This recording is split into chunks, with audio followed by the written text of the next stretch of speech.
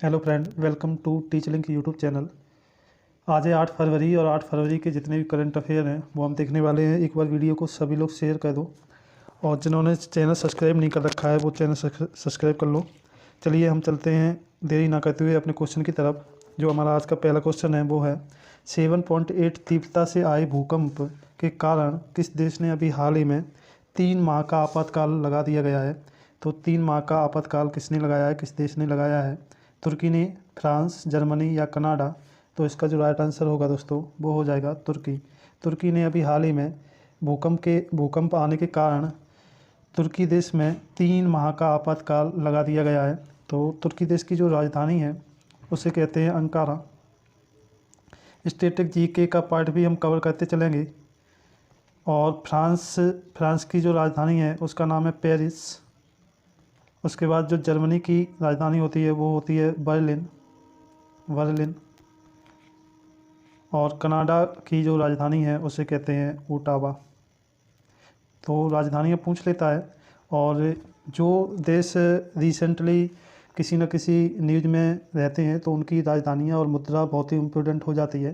तो तुर्की देश की राजधानी अंकारा, फ्रांस की राजधानी पेरिस, जर्मनी की बर्लिन और कनाडा की ओटावा। तो ये राजधानियाँ थी कुछ, इनको भी कवर करते चलेंगे हम लोग। तो पहले का जो राइट आंसर हो जाएगा वो तुर्की ने अभी 3 माह का आपातकाल लगा दिया गया है। आगे चलते हैं दूसरे क्वेश्चन की तरफ। जो दूसरा क्वेश्चन होगा हमारा आज का वो होगा एरन फिंच ने अंतर्राष्ट्रीय क्रिकेट से संन्यास ले लिया है। एरन फिंच किस देश के खिलाड़ी थे? तो एरन फिंच ने अभी हाल ही में, ये क्रिकेट के खिलाड़ी थे और इन्होंने अभी हाल ही में अंतर्राष्ट्रीय क्रिकेट से संन्यास ले लिया है। संन्यास लेने की घोषणा कर दी गई है।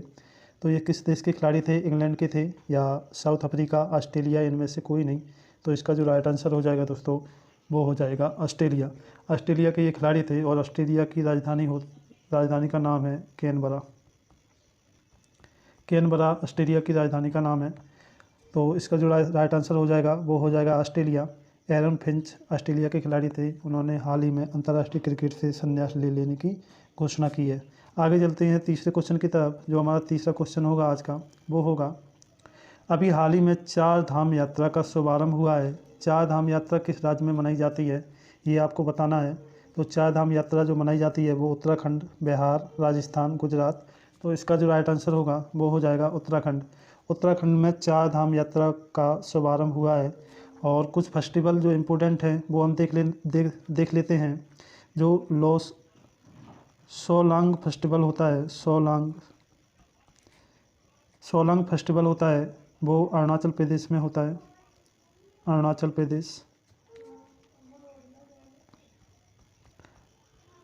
प्रदेश। उसके बाद जो लौसार फेस्टिवल होता है, उसका भी आयोजन अरुणाचल प्रदेश में होता है।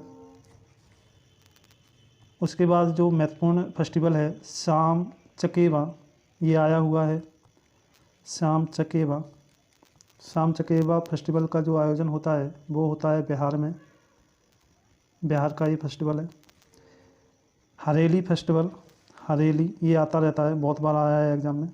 हरेली फेस्टिवल का जो आयोजन होता है वो होता है छत्तीसगढ़ में। छत्तीसगढ़ का ये फेस्टिवल है। उसके बाद चेरवाल फेस्टिवल जो मनाया जाता है, ये भी इम्पोर्टेंट है। चेरवाल फेस्टिवल जो होता है वो होता है हिमाचल प्रदेश में। उसके बाद एक और देख लेते हैं, वो भी महत्वपूर्ण है, सरहुल फेस्टिवल। ये भी आता है, बहुत बार आता है, ये भी इम्पोर्टेंट है। सरहुल फेस्टिवल ये होता है झारखंड में। तो कुछ महत्वपूर्ण फेस्टिवलों को मैंने करा दिया है। तो ये स्टैटिक जीके के पार्ट के रूप में हमारा कवर होता रहेगा। सरहुल फेस्टिवल झारखंड में, उसके बाद चेरवाल फेस्टिवल हिमाचल प्रदेश, हरेली फेस्टिवल छत्तीसगढ़, शाम चकेवा फेस्टिवल बिहार में और लौसार फेस्टिवल जो होता है वो अरुणाचल प्रदेश में। और उसके बाद सोलांग फेस्टिवल भी अरुणाचल प्रदेश का ही फेस्टिवल है। और अभी 4 धाम यात्रा जो शुरू हुई है उत्तराखंड राज्य से। आगे चलते हैं चौथे क्वेश्चन की तरफ। जो हमारा चौथा क्वेश्चन होगा वो होगा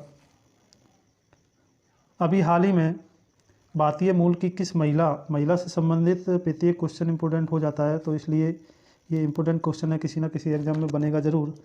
इसलिए आप याद रखें इसलिए इस क्वेश्चन को।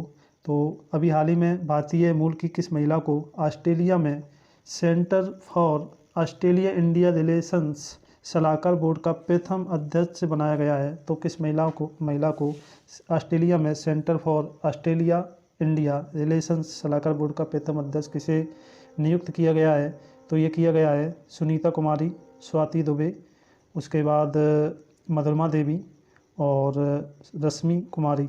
तो इसका जो राइट आंसर हो जाएगा वो हो जाएगा स्वाति दुबे। स्वाति दुबे को दोस्तों ऑस्ट्रेलिया में centre for Australia India relations सलाहकार बोर्ड का प्रथम अध्यक्ष बनाया गया है। कुछ इम्पोर्टेंट महिलाएं हैं, प्रथम महिलाएं हैं, उनको हम देख लेते हैं। जिसमें प्रथम महिलाएं जो हैं उनको हम देख लेते हैं जल्दी से। तो स्टैटिक जीके का पार्ट हमारा कवर हो जाएगा। प्रथम महिला नाबार्ड अध्यक्ष कौन थी? प्रथम महिला नाबार्ड अध्यक्ष जो बनी थी वो कौन थी? तो इनका नाम था रंजना कुमारी। उसके बाद लड़ाकू विमान उड़ाने वाली प्रथम महिला थी। लड़ाकू विमान उड़ाने वाली प्रथम महिला जो थी उनका नाम था अवनी चतुर्वेदी। अवनी चतुर्वेदी।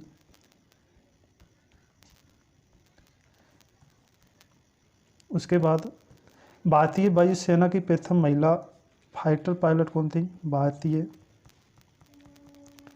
वायुसेना की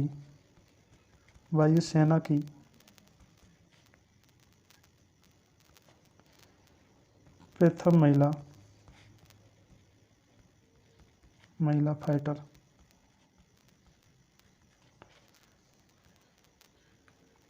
फाइटर पायलट। तो इनका नाम था भावना कांत। तो तीनों को आप याद रखोगे, तीनों इम्पोर्टेंट हैं। तो प्रथम महिला फाइटर पायलट जो थी वो भावना कांत थी, भारतीय वायुसेना की। उसके बाद जो लड़ाकू विमान उड़ाने वाली प्रथम महिला थी वो थी अवनी चतुर्वेदी। और प्रथम महिला नाबार्ड की जो अध्यक्ष बनी थी वो बनी थी रंजना कुमारी। और इसका जो राइट आंसर हो जाएगा वो हो जाएगा स्वाति दुबे। आगे चलते हैं अगले क्वेश्चन की तरफ। अगला क्वेश्चन होगा हमारा, वो होगा किस भारतीय अमेरिकी सांसद को 118वीं कांग्रेस में कांग्रेसनल इसे अंडरलाइन कर देता हूँ मैं, congressional caucus on India and Indian American का अध्यक्ष बनाया गया है? तो किसे अध्यक्ष बनाया गया है? ये भी इम्पोर्टेंट क्वेश्चन है। मुकेश मिश्र, करुणानिधि, रो खन्ना या जीतन पटेल? तो इसका जो राइट आंसर होगा वो हो जाएगा रो खन्ना। रो खन्ना को अभी हाल ही में भारतीय अमेरिकी सांसद को 118वीं कांग्रेस में congressional caucus on India and Indian American का अध्यक्ष नियुक्त किया गया है। आगे चलते हैं छठवें क्वेश्चन की तरफ। जो हमारा छठवां क्वेश्चन होगा वो होगा सूर्य का अवलोकन करने के लिए पहले भारतीय अंतरिक्ष मिशन का नाम क्या है? तो सूर्य का अवलोकन करने के लिए पहले भारतीय अंतरिक्ष मिशन का नाम क्या है? सूर्य-1, आदित्य L1, आदित्य L2 या सन S2? तो इसका जो राइट आंसर हो जाएगा दोस्तों वो हो जाएगा आदित्य L1। आदित्य L1 को भारतीय अंतरिक्ष मिशन के रूप में सूर्य पर अवलोकन के लिए भेजा जाएगा। और इससे महत्वपूर्ण फैक्ट देख लेते हैं हम। जो सूर्य एक तारा है, ये ग्रह नहीं है, एक तारा है। और इसमें मुख्यतः जो गैसें पाई जाती हैं, उसमें सबसे ज़्यादा प्रतिशत होता है वो हाइड्रोजन प्लस हीलियम का होता है। हीलियम।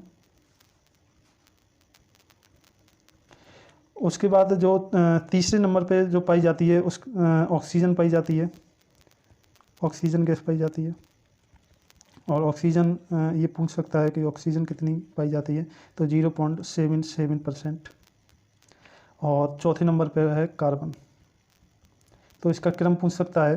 तो सूर्य एक तारा है और इसमें मुख्यतः जो गैसों का भंडार है तो मुख्यतः सबसे पहले हाइड्रोजन, उसके बाद हीलियम, उसके बाद ऑक्सीजन 0.77% और उसके बाद कार्बन का महत्वपूर्ण योगदान होता है। आगे चलते हैं हम, और इसका जो राइट आंसर हो जाएगा हमारे क्वेश्चन का वो हो जाएगा आदित्य L1। आगे चलते हैं अगले क्वेश्चन की तरफ। अगला क्वेश्चन होगा हमारा इंडिया एनर्जी वीक 2023 का शुभारंभ किस शहर में किया गया है। तो इंडिया एनर्जी वीक का शुभारंभ हुआ है, तो ये कहाँ किया गया है, आगरा, मथुरा, बेंगलुरु या अहमदाबाद। तो इसका जो राइट आंसर होगा दोस्तों वो हो जाएगा बेंगलुरु। बेंगलुरु में इंडिया एनर्जी वीक 2023 का शुभारंभ किया गया है। आगे चलते हैं हम अगले क्वेश्चन की तरफ। हमारा अगला क्वेश्चन जो होगा वो होगा, अगर वीडियो पसंद आ रहा हो तो सभी लोग लाइक कर दो, और जिन्होंने चैनल सब्सक्राइब नहीं कर रखा है वो चैनल सब्सक्राइब कर लो जल्दी से।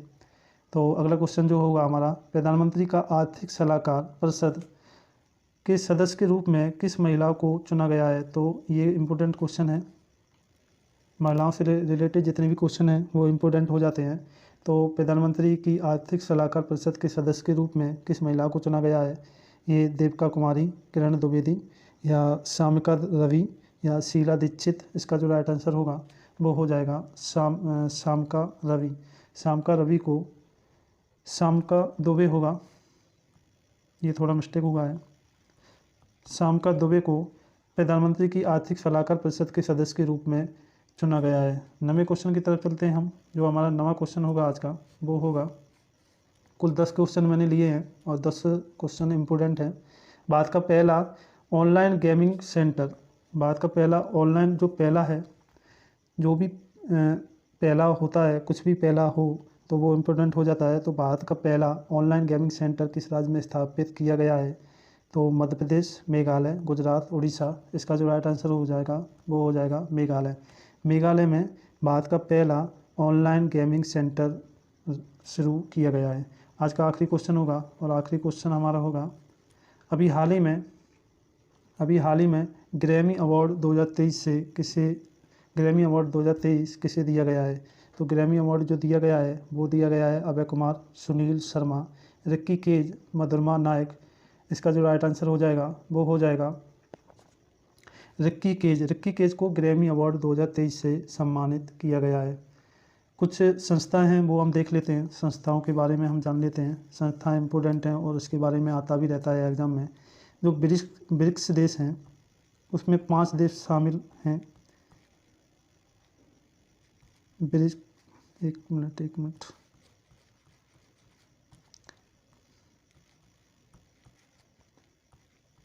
जो ब्रिक्स देश हैं उसमें 5 देश शामिल हैं। कौन कौन से, ब्राज़ील शामिल है,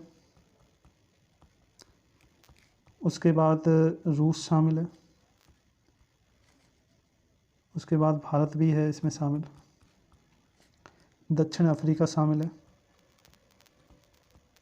और एक लास्ट देश जो है वो चीन। तो इसमें ये पूछ लेता है, स्टैटिक जीके में पूछ लेता है कि ब्रिक्स देशों में कौन सा देश शामिल नहीं है। तो ब्राज़ील दे देगा, रूस दे देगा, दक्षिण अफ्रीका दे देगा, उसके बाद अन्य कोई देश दे देगा, या इनमें से 5 में से 4 कोई देश दे देगा और एक अन्य कोई देश दे देगा और उसका नाम पूछ लिया जाएगा। और ब्रिक्स जो संस्था है इसकी जो स्थापना हुई थी वो हुई थी 2006 में। एक और संस्था हम कवर कर लेते हैं, सार्क को कवर कर लेते हैं। जो सार्क की जो स्थापना हुई थी वो हुई थी 1985 में, और इसमें कुल 8 सदस्य देश शामिल हैं। कौन कौन से हैं, अफ़गानिस्तान है, उसके बाद भूटान है,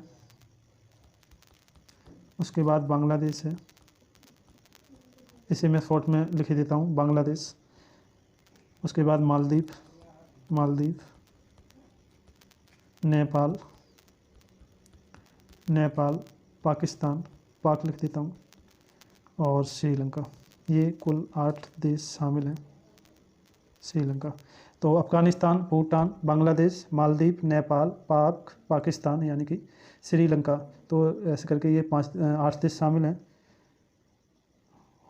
हो गए 8 देश क्या, 1 2 3 4 5 6 7, एक देश कौन सा रह गया यार, अफ़गानिस्तान, उसके बाद भूटान, बांग्लादेश, हाँ, और इसमें भारत भी शामिल है, इसमें भारत भी शामिल है।